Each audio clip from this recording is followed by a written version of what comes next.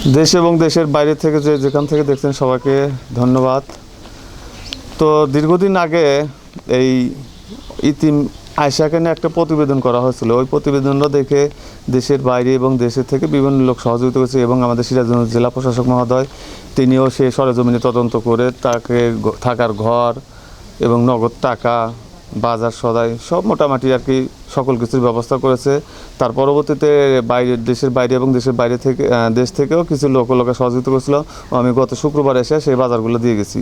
তো এই সপ্তাহে আপনার ঢাকা থেকে এক বড় ভাই, শ্রদ্ধেয় বড় ভাই শুভ নাম, উনি হচ্ছে লগা 3,000 টাকা আমাকে বিকাশে পাঠাইছে। পাঠানোর পরে হলো গা বলছে ভাই একটু এলাকা ওকে হলো গা একটু বাজার ঘাট বা ওর খাওয়া দাওয়ার কোনো কিছু ব্যবস্থা করে দিন। তখন আমি এই সকালে এসে আয়েশাকে বাড়ি থেকে নিয়ে গেছি, নিয়ে এসে বাজারে নিয়ে গেছি। বাজারে নিয়ে যাওয়ার পরে হচ্ছে লগা আয়েশার আম্মার জন্য একটা শাড়ি কেনা হয়েছে, আয়েশার জন্য একটা জামার সেট কেনা হয়েছে এবং আয়েশার সকল কসমেটিক কেনা হয়েছে।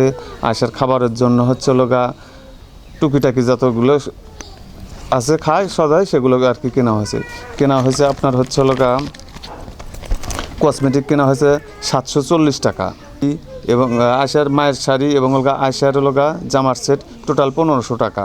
আর দুইটা আনারস কেনা হয়েছে 120 টাকা। আর আয়েশার জন্য সদাই কেনা হয়েছে 320 টাকা।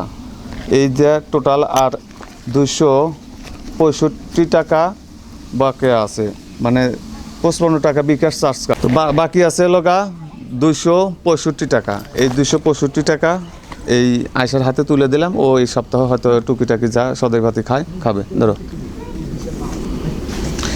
তুমি কি পাইছো, কি কি আজকে? কসমেটিক পাচ্ছি, জামা পাচ্ছি, এমন একটা শাড়ি পাচ্ছি সদাই।